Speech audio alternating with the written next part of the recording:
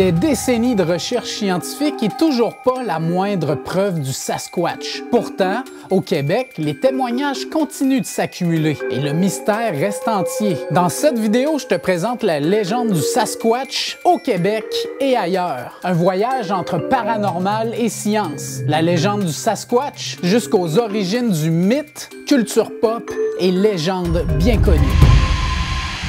Au Québec aussi, la légende du Sasquatch existe, bien que les forêts de l'Ouest canadien, en Colombie-Britannique et en Alberta, soient plus souvent associées à Bigfoot. Des observations ont été rapportées jusqu'au Québec. Et en effet, des apparitions de Sasquatch auraient eu lieu dans presque toutes les provinces canadiennes, à l'exception de l'île du Prince-Édouard. Selon certaines sources, la créature aurait été aperçue dans des régions forestières du Québec, notamment en Abitibi et en Outaouais. Même si ces vastes territoires boisés semblent loin de l'habitat classique du Bigfoot, ils offrent des forêts boréales denses qui alimentent volontiers les récits. Et pour donner vie à la légende locale, rien de mieux que des témoignages québécois. En 2008, près de la réserve autochtone de Manawan, dans la région de Lanaudière, un certain Hugh et ses amis affirment avoir vu quelque chose d'inexplicable. Un soir d'août, alors qu'ils revenaient en voiture après une cueillette de bleuets, ils aperçoivent à une trentaine de mètres une forme noire traverser le chemin. Sur le coup, ils pensent à un ours ou à un orignal, mais la créature se déplace très rapidement, sur deux pattes, et beaucoup plus vite qu'un ours n'aurait pu le faire. L'un des témoins, pris de panique, s'apprêtait même à sortir sa carabine, mais la silhouette bipède a déjà filé dans la forêt. Secoués, les amis n'osent pas s'arrêter pour investiguer. On se demande toujours c'était quoi? Un Sasquatch? Un monstre? Écrit Hugh. Encore perplexe devant cette rencontre qu'il qualifie d'effrayante, il précise avoir été accompagné de 4 témoins, ce qui renforce chez lui la crédibilité de son observation. Et ce témoignage a été partagé en ligne plusieurs fois, assez pour qu'un enquêteur local, Stéphane de Bigfoot Québec, et oui, ça existe, je savais pas non plus, enquête sur le dossier. L'histoire a même suscité un conseil d'une lectrice autochtone. Les Sasquatch sont bien connus chez plusieurs autochtones au Canada. Et s'ils existent au Québec, surtout ne leur tirez pas dessus, insistant sur le fait que ces êtres feraient partie d'une société humanoïde, intelligente et généralement bienveillante. Et ce point de vue culturel, considérant le Sasquatch comme un peuple à part entière, revient souvent dans certaines Premières Nations et on va y revenir un petit peu plus tard dans la vidéo. Un autre témoignage intriguant nous vient du Grand Nord québécois. En octobre 2012, près d'Akulivik, une petite communauté inuite du Nunavik, une femme appelée Maggie Cruikshank et sa cousine disent avoir fait une rencontre saisissante en cueillant des baies. Sur le chemin du retour, la cousine de Maggie s'est figée, terrifiée, en pointant du doigt un animal imposant qui se tenait non loin d'elle.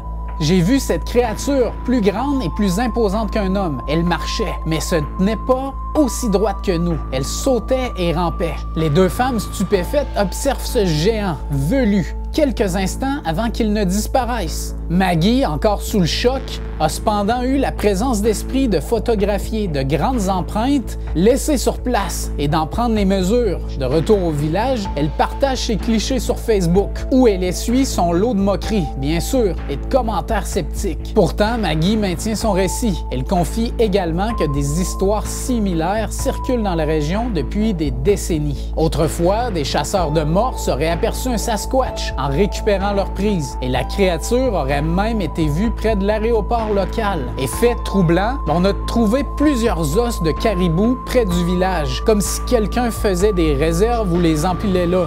Est-ce que c'est le Sasquatch? Marie affirme qu'elle possède même une courte vidéo de la créature et envisage même de la diffuser, bien qu'elle ait hésité à le faire par crainte d'effrayer les enfants de la communauté. Bon, d'ici à ce qu'on voit cette vidéo, je vais plutôt penser qu'elle n'existe tout simplement pas. Son témoignage a attiré l'attention de passionnés en cryptozoologie, mais aussi des sceptiques notoires comme Joe Nickel, un enquêteur de phénomènes paranormaux. Et ce dernier commente que lorsqu'une créature entre dans le folklore, nous devenons prédisposés à la voir. Notre imagination nous joue des tours. Il ajoute même qu'un ours, surtout dressé sur ses pattes arrière, peut facilement être pris pour un homme des bois.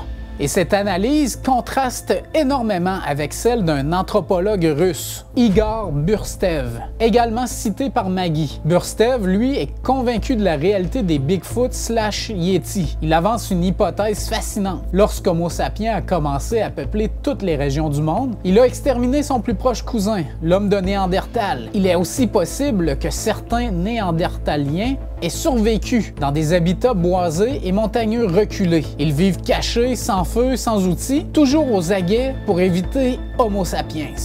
En d'autres termes, pour Burstev, le Sasquatch pourrait être bien un survivant de la préhistoire, un hominidé archaïque qui évolue encore parmi nous. Le Québec, avec sa vaste étendue des forêts boréales, offre un terreau propice à ces récits. La créature y est suffisamment connue pour que des groupes d'intérêt et des sites web lui soient dédiés. Nous avons vu Bigfoot Québec précédemment dans la vidéo, mais citons aussi les forums et chaînes YouTube locales, comme la mienne. Bref, la légende de Sasquatch est bien présente au Québec. Elle se murmure autour d'un feu de camp, se commande sur Internet et continue de nourrir l'imagination collective dans la belle province. Mais avant de départager le vrai du faux, on va ouvrir nos horizons un peu et sortir du Québec pour voir d'où provient ce conte et légende. Quelle est son histoire? Loin d'être une invention récente, l'histoire d'un homme sauvage velu qui rôde dans les bois est présente dans de nombreuses cultures à travers le monde. En Amérique du Nord, bien avant l'arrivée des Européens, les Premières Nations avaient déjà intégré ces géants poilus dans leurs légendes. Le terme même de Sasquatch provient d'une langue autochtone de la côte ouest, le Alco-Melem, qui est une langue des Salish, de la région de la Colombie-Britannique. Et dans cette langue, qu'on prononce Sisket, signifie littéralement « géant velu ». Les peuples autochtones du Pacifique Nord-Ouest racontaient l'existence d'êtres colossaux vivant au cœur des forêts, parfois bienveillants, parfois hostiles envers l'homme. Par exemple, chez les Salish, on parle du Stiyaya ou du Skokom. D'autres nations évoquent le Homa ou le Genoska, pour ne citer que quelques-uns des noms issus des mythes amérindiens. Ces créatures légendaires étaient souvent considérées comme un peuple à part, suffisamment réel dans l'esprit des Autochtones pour être représentés dans leur artisanat traditionnel. Autrement dit, les Amérindiens n'ont pas attendu la venue de films ou d'Internet pour raconter ces récits. Ils sont là depuis de nombreuses années. Et ce phénomène n'est pas exclusif qu'à l'Amérique. Un peu partout sur la planète, on trouve l'équivalent du Sasquatch dans le folklore local. Preuve que la figure de l'homme sauvage hante l'humanité depuis longtemps. En Asie, dans les hautes montagnes de l'Himalaya, on raconte l'histoire du Yeti, surnommé l'abominable homme des neiges. Tout comme Bigfoot, le Yeti est décrit comme une créature velue, mi-humaine, mi-singe, quoique adaptée aux neiges et aux altitudes élevées. Et d'ailleurs, dans la culture populaire, on a souvent associé Sasquatch et Bigfoot d'un côté de l'océan et le Yeti de l'autre côté. Et les expéditions occidentales au Tibet au 20e siècle ont beaucoup profité à la légende du Yeti de notre côté de l'océan. Le mythe du Yeti dès les années 1920 à 1950. Plus à l'est, en Chine, on parle du Yeren, l'homme sauvage des forêts reculées de la province de Hubei. Et en Indonésie, sur l'île de Sumatra, les villageois évoquent l'orang Pedenk, le petit homme, sorte de Sasquatch mais de petite taille, qui vivrait tapi dans la jungle dense. En Australie, la mythologie aborigène mentionne le yowie, un grand primate bipède dans l'outback. Les récits d'êtres simiesques humanoïdes existent également en Russie et en Asie centrale. On parle de l'Almaty ou de l'Alma. Même l'Europe médiévale avait ses légendes d'hommes sauvages vivant dans les bois. Pensez aux représentations du Wild Man dans l'art du Moyen Âge. Toutes ces créatures ne sont pas identiques au Bigfoot nord-américain, mais la parenté conceptuelle est frappante. Il s'agit partout d'un grand primate inconnu, mystérieux, généralement craint, mais parfois respecté, évoluant en marge de la civilisation humaine. Mais comment la légende du Sasquatch est passée de ces mythes locaux à culture générale? L'histoire moderne de Bigfoot en Amérique du Nord a véritablement pris son essor avec l'arrivée des colons et la conquête de l'Ouest. Les récits autochtones sur les géants des forêts ont intrigué les premiers missionnaires et trappeurs. Par exemple, en 1840, un missionnaire du nom d'Elkanah Walker note que les Indiens Spokane, dans l'État de Washington, racontent de nombreuses histoires sur des géants velus qui rôdent dans les montagnes, qui volent du saumon dans les rivières et dégagent une odeur pestilentielle. Ces témoignages indigènes ont commencé à filtrer dans la conscience des colons. Et à la fin du 19e siècle, alors que les prospecteurs et chercheurs d'or s'aventurent toujours plus loin dans les territoires sauvages, les journaux locaux relayent de temps à autre des histoires étranges. On parle de gorilles vus dans les forêts de la côte ouest, d'empreintes gigantesques découvertes autour des campements. Et un cas célèbre apparaît en 1924 dans l'État de Washington, tout près du mont Sainte-Hélène. Un groupe de 5 prospecteurs aurait été attaqué la nuit par des créatures poilues lançant des pierres sur leur cabane isolée. Les hommes, terrifiés, racontent avoir tiré sur l'une d'elles et vu la créature tomber dans un ravin, sans pouvoir retrouver le corps dans l'obscurité. Et cet épisode est bien connu sous le nom de l'attaque d'Ape Canyon. Et ça deviendra un récit mythique, souvent cité comme preuve d'une agressivité potentielle des singes-hommes des bois. Et que ce récit soit vrai ou faux, il a contribué beaucoup au 20e siècle à ancrer l'idée que quelque chose rôdait dans les massifs nord-ouest de l'Amérique. Mais le Sasquatch n'obtient que son heure de gloire médiatique qu'à partir des années 1950. Plus exactement en 1958, dans la région de Bluff Creek, en Californie du Nord. Un contremaître de chantier du nom de Jerry Crew découvre une série d'empreintes de pas immenses autour de son bulldozer sur un chantier forestier isolé. Chaque empreinte mesure près de 40 cm de long et présente une forme vaguement humanoïde. Incrédule, Jerry Crew fait un moulage dans le plâtre des empreintes et la montre au journal local. Et l'histoire fait sensation. Quel animal inconnu pourrait laisser de telles traces? Et la presse locale va chercher un titre qui blaste tout, comme ma vidéo. Non, je blague. Mais c'est là que vient l'idée de Bigfoot. Grand pas. Bigfoot venait de naître dans l'imaginaire public américain. Plus tard, on va découvrir que ces empreintes de 1958 étaient possiblement un canular de la famille d'un certain Ray Wallace, qui était collègue de Crew, qui va avouer des décennies après que Ray aurait fabriqué des pieds en bois pour faire peur à ses coéquipiers. Néanmoins, le mal était fait et Bigfoot va rester ancré dans la culture populaire. Et c'est souvent le cas avec plusieurs récits. Ça va prendre des années et des années avant qu'une fausse nouvelle soit débunkée et ça va juste continuer. Les gens vont y croire. Mais tout ce qui a été créé de Bigfoot aux États-Unis vient de ce canular. Mais le véritable coup d'accélérateur va venir en octobre 1967 avec le fameux film Patterson-Gimlin. Ce court-métrage de quelques dizaines de secondes tourné en 16 mm couleur prétend montrer un Sasquatch femelle marchant le long d'une rivière asséchée à Bluff Creek. Et décidément, ce coin de la Californie est assez épique pour le Bigfoot. Roger Patterson et Bob Gimlin, 2 amateurs partis à cheval en expédition, chasser le Bigfoot, y auraient capturé les images les plus nettes jamais obtenues de la créature.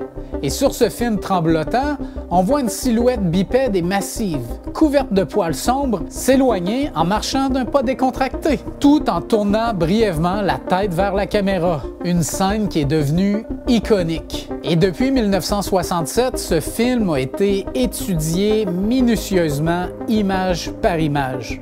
Les partisans de Bigfoot soulignent certains détails qui, selon eux, plaident pour l'authenticité. La démarche de la créature penchée en avant rappelle celle d'un gorille, avec une étrange oscillation de la jambe et un angle de genou difficile à imiter. La longueur des bras, la musculature visible sous la fourrure et même la présence apparente de seins sur la créature. Ils arguent aussi qu'en 1967, les techniques de costumes de gorille au cinéma, et pour rappel, on est à un ère où King Kong est fait en stop motion, n'aurait pas permis de créer une combinaison aussi convaincante, épousant les muscles en mouvement. En outre, des empreintes de pas trouvées sur place ont été estimées correspondre à un poids d'environ 270 kg, ce qui renforce l'idée d'une créature très massive, au-delà des proportions humaines.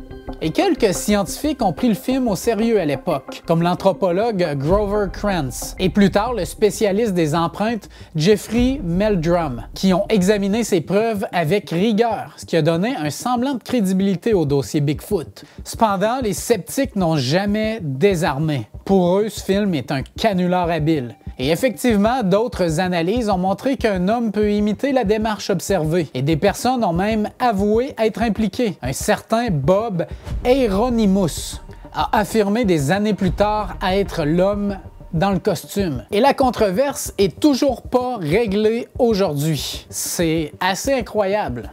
Mais quoi qu'il en soit, cette vidéo a propulsé Bigfoot au next step, là. On est comme on y croit ou on y croit pas. C'est un des deux. Il n'y a pas d'entre-deux parce qu'il n'y a aucune autre preuve que ça. Et les décennies suivantes, bien sûr, ont vu une multiplication des témoignages et des recherches amateurs. Dans les années 70, plusieurs expéditions sont montées pour traquer la bête. Des émissions télévisées de type documentaire commencent à en parler. Et Bigfoot prend une telle ampleur qu'il devient presque un phénomène de société. Et des récompenses sont même offertes dans les années 80. On promettait des milliers de dollars à qui apporterait la preuve irréfutable de son existence. Et à partir des années 2000, il va y avoir une recrudescence avec l'arrivée d'Internet. Des organisations dédiées se créent, comme la Bigfoot Field Researcher Organization aux États-Unis. Et chaque année, un nouveau vidéo granuleux, un peu mal filmé de Bigfoot apparaît. On est loin de nos iPhones. Par exemple, en 2023, un couple fêtant son anniversaire de mariage dans un train touristique du Colorado a filmé une figure humanoïde brune accroupie sur le flanc d'une colline. La vidéo partagée des milliers de fois sur Facebook a fait le buzz et relancé les débats des passionnés entre internautes convaincus et sceptiques durs à convaincre. À chaque fois, la légende gagne de nouveaux adeptes, tandis que les sceptiques demandent des preuves plus solides. Et cette médiatisation infernale a rendu Bigfoot et Sasquatch un icône de la culture populaire. Il a été présent dans plusieurs films, dont un film que j'affectionnais beaucoup quand j'étais jeune, Harry et les Anderson, ce qui va trahir mon âge pour certains.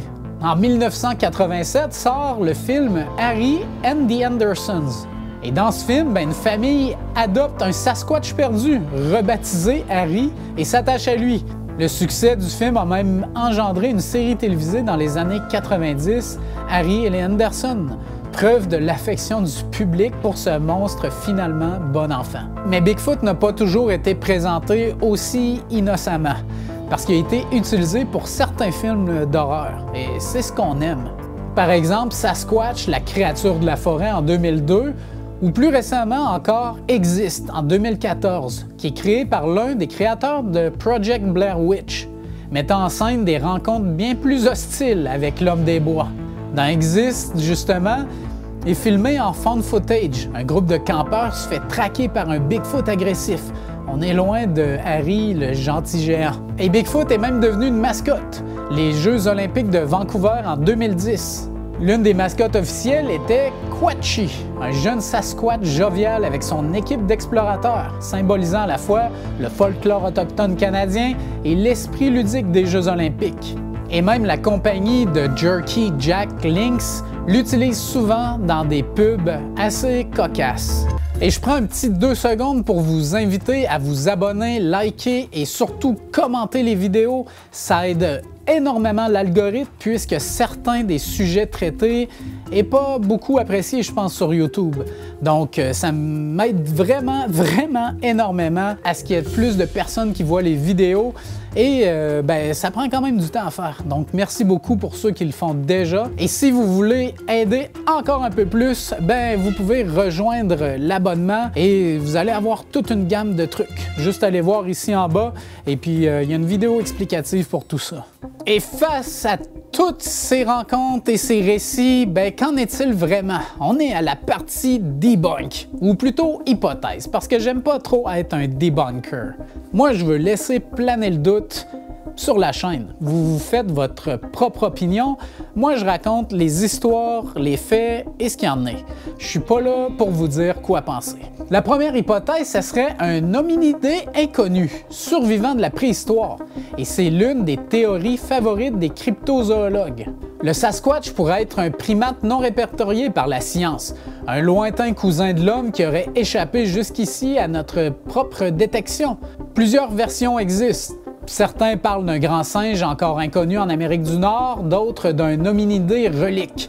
Par exemple, un survivant de Gigantopithecus. Le Gigantopithèque était un gigantesque singe qui vivait en Asie.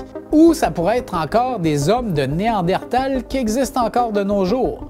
J'y crois un peu moins, parce qu'on a quand même beaucoup exploré. Faudrait vraiment se cacher. Je comprends que la Terre est vaste et immense et qu'on ne connaît pas encore toutes les espèces sur la Terre, mais j'en doute fortement. Donc, qu'en est-il pour la prochaine hypothèse? Un esprit de la nature ou une créature surnaturelle? Cette hypothèse n'est absolument pas scientifique, à proprement parler, mais mérite d'être mentionnée, car elle imprègne la vision de certaines communautés autochtones et même de quelques adeptes New Age. Pour les Premières Nations, Sasquatch serait plutôt un esprit de la forêt, le gardien de la forêt, dont la mission serait de veiller sur l'équilibre de la nature.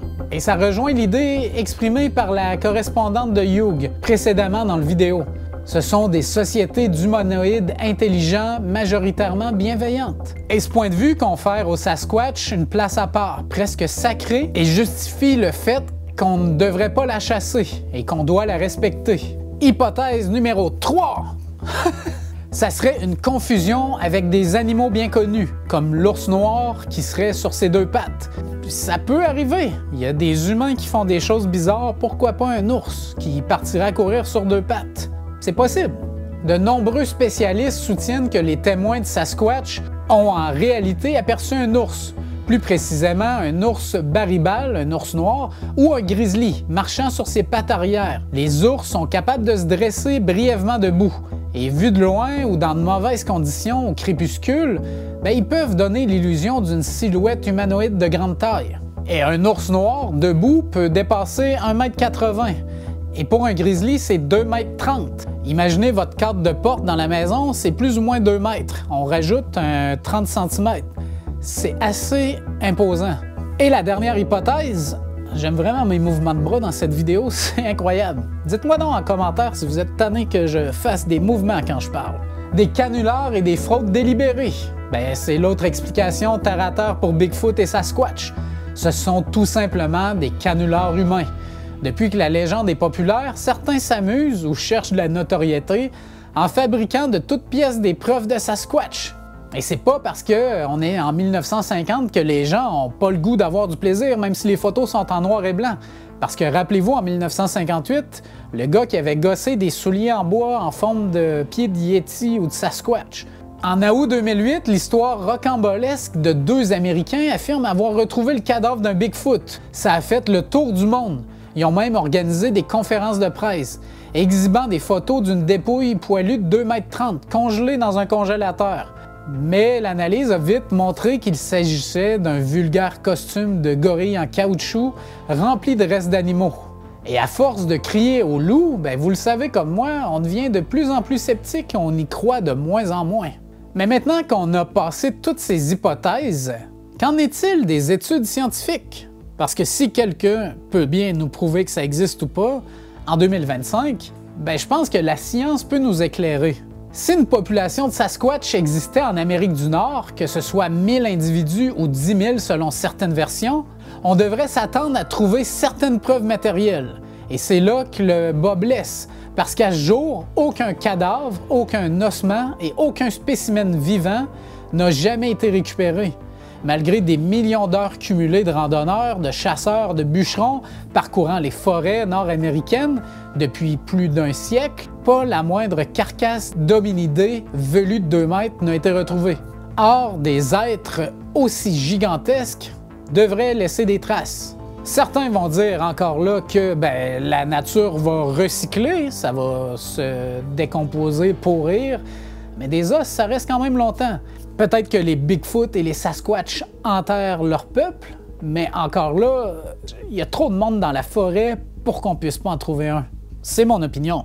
Ensuite, on a des analyses scientifiques, des preuves apportées par des chasseurs de Bigfoot. Mais jusqu'ici, ça a débouché sur du vent. On l'a mentionné, des touffes de poils, des échantillons de peau, de sang, des excréments, tout ce que les amateurs ont pu collecter en pensant obtenir de l'ADN de Sasquatch a été examiné en laboratoire à plusieurs reprises. En 2005, par exemple, des habitants du Yukon qui pensaient tenir des poils de Sasquatch les ont fait tester par le Dr David Coltman de l'Université de l'Alberta. Le verdict, ce sont des poils de bison. En 2014, le Dr Brian Syke de l'Université d'Oxford a mené la plus vaste étude du genre.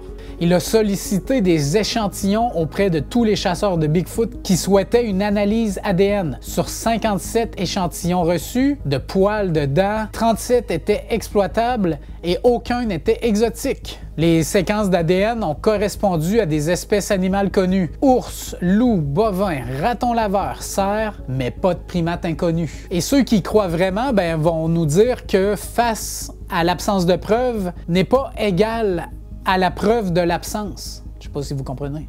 J'ai eu de la misère à la dire.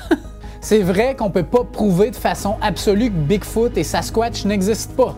Il n'est pas impossible de démontrer l'inexistence de quelque chose de manière catégorique. Et la science fonctionne plutôt en accumulant des évidences positives pour supporter une hypothèse. Or, ici, les évidences positives en faveur du Sasquatch sont jusqu'à présent soit réfutées, soit trop faibles. Mais pour terminer sur une note légère, qu'on y croit ou pas, c'est le type de sujet qui se discute bien autour d'un feu de camp, avec des guimauves, de la bière et peu importe ce que vous avez envie. J'espère que vous avez apprécié cette vidéo. Merci beaucoup à tout le monde qui me supporte, c'est vraiment, vraiment apprécié. À la prochaine.